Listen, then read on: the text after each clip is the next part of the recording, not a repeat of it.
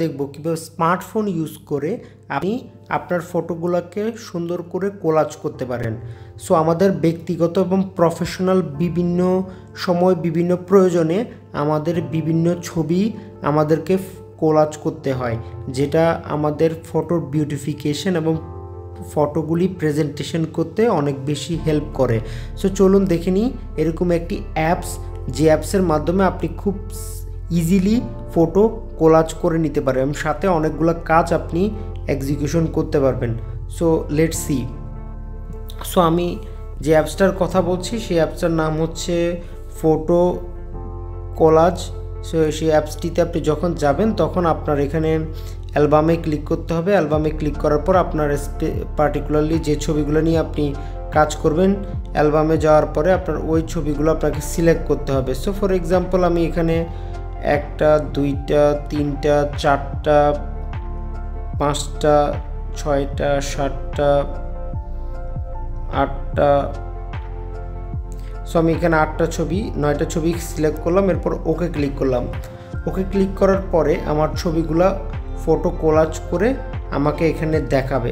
So এখানে আমি চাইলে বর্ডার গিয়ে আমি বর্ডারটা ছোট করে দিতে পারবো, প্লাস হচ্ছে এখানে আমি যদি চাই যে না এখানে ব্যাকগ্রাউন্ড আমি অন্য একটা কোনো কালারফুল ব্যাকগ্রাউন্ড দেবো, সেই কালারফুল ব্যাকগ্রাউন্ডটা আমরা সেট করে নিতে পারবো।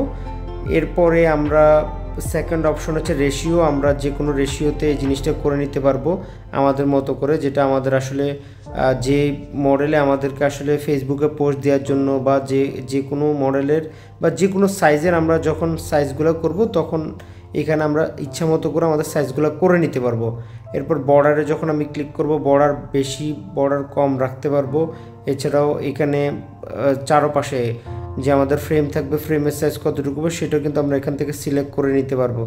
সো আমরা যদি এটা দুইটা সেম রাখলাম সো দ্যাট এটা একটা সুন্দর জিনিস প্রেজেন্ট করতে পারি। এরপরে আমরা চাইলে কোনো একটা স্টিকার চাইলে আমরা অ্যাড করতে পারবো। এরপরে আমরা চাইলে কোনো একটা ফ্রেম, আমাদের ফটোর মধ্যে কোনো একটা ফ্রেম যদি দরকার হয় তাহলে আমরা ফ্রেম অ্যাড করতে পারবো।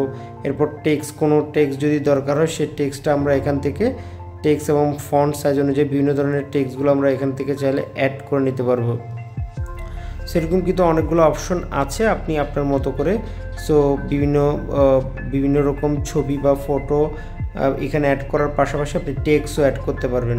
এরপর ফিল্টারে গিয়ে আমি যদি চাই যে না একটু ডিফারেন্ট কালার বা ডিফারেন্ট অ্যাঙ্গেলে নিব, আমি কালারটা আর একটু আলাদা করে স্টাইলিশ করব, ইউথ করব, সো আপনি কিন্তু চাইলে এটা এক একটার মতো আপনি করে নিতে পারবেন। সো আপনার পছন্দ মতো আপনি এখানে নিজের ইচ্ছে মতো আপনি আপনার করে নিতে পারবেন। আপনার যখন নানে ক্লিক করে অরিজিনালি ক্লিক করবেন তখন অরিজিনালি চলে আসবে।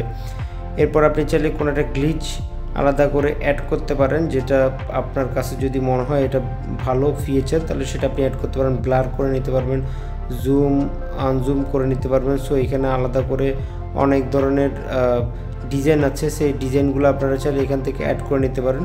সো এই ধরনের আমি যদি নর্মালি ক্লিক করি তাহলে আগের মতো করে আমরা এখানে যদি দেখতে পাই যে না আমরা এখানে এই ছবিগুলো আমরা আলাদা করে ড্র করব, কোনো কিছু ড্র করে অ্যাড করব, কোনো কিছু চাইলে আমরা এখানে অ্যাড করব, সেটা কিন্তু আমরা চাইলে এখান থেকে অ্যাড করে নিতে পারবো।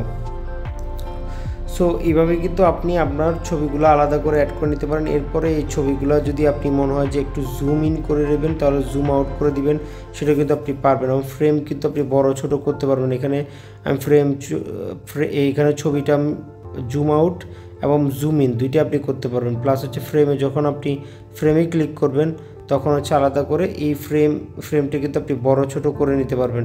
সো আমি চাইছি এই ফ্রেমটা একটু বড় করব, এই ফ্রেমটা একটু ছোট করব, এটা কিন্তু আপনি আপনার মতো করে ফ্রেম ডানে বাঁয়ে অনেক কিছু নিয়ে করে নিতে পারবেন। এরপর আপনি যদি চাচ্ছেন যে না এই ছবিটা এখানে না হয়ে এই ছবিটা অন্য পাশে দেবো অর্থাৎ সবার শেষে দেবো, তাহলে আপনি সোয়াপে ক্লিক করার পরে আমি যেখানে দরকার সেখানে আমরা সোয়াপে ক্লিক করলে এই ছবিটা এখানে চলে আসবে। যদি অ্যাগেন আমি এর উপরের ছবি অর্থাৎ এই ছবিটা আমি চাচ্ছি সবার শুরুতে চলে যাবে, তাহলে আমি সোয়াপে ক্লিক করব।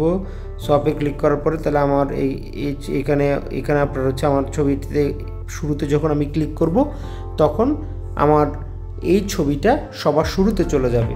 সো এরকম করে আমি চাইলে ক্রপ করে নিতে পারবো যে কোনো একটা ছবি লেফটে রাইটে অ্যালাইনমেন্টে বা যে কোনো একটা আমার মতো করে রোটেট করে নিতে পারবো। মিরর চাইলে মিরর অপশন ক্লিক করলে মিরর করে নিতে পারবো, ফ্লিপ করে নিতে পারবো, জুম ইন জুম আউট করে নিতে পারবো, লেফট রাইট নিয়ে যেতে পারবো, আলাদা করে আপস অ্যান্ড ডাউনে নিয়ে যেতে পারবো। সো এভাবে করে আপনি আপনার ছবিগুলা আপনার নিজের পছন্দ মতো নিজের চয়েস অনুযায়ী আপনি কিন্তু ফটো ফ্রেম তৈরি করে নিতে পারবেন, যেটা আপনার ছবিকে অনেক বেশি ভ্যালু অ্যাড করবে। এবং আপনার ছবি যখন দিন শেষে আপনি যখন এটা কাউকে প্রেজেন্ট করবেন তখন এই ছবিটা অন্যরকম একটা বিউটিফিকেশন আসবে, যেটা আপনার ওই প্রেজেন্টেশনটাকে অনেক বেশি ভ্যালু অ্যাড করবে। So thanks for watching.